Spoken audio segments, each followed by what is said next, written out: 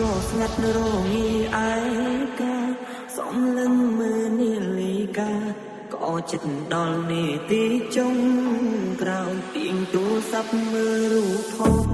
អនុសាទិតដំនៅឡើយពុំពុំយើងបែកគ្នាហើយ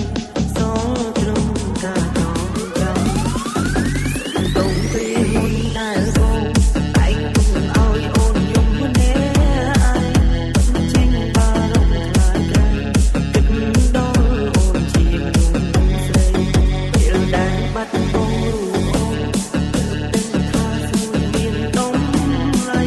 អាចទេចង់សុំឲ្យខ្លាំងត្រឡប់មកបែកអូនដូចឆ្នាំមុនទេត្រូវនៅឆ្លងឆ្នាំនេះ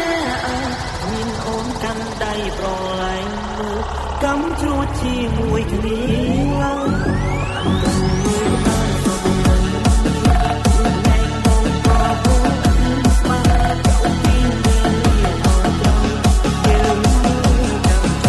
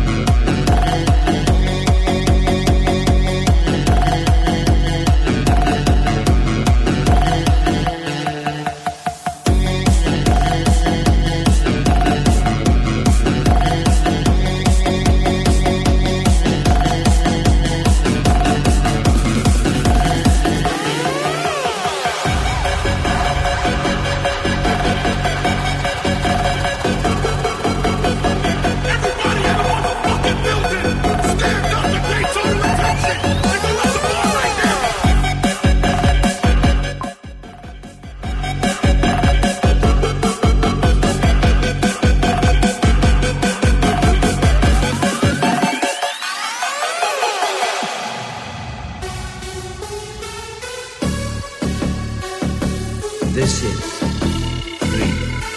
3DM.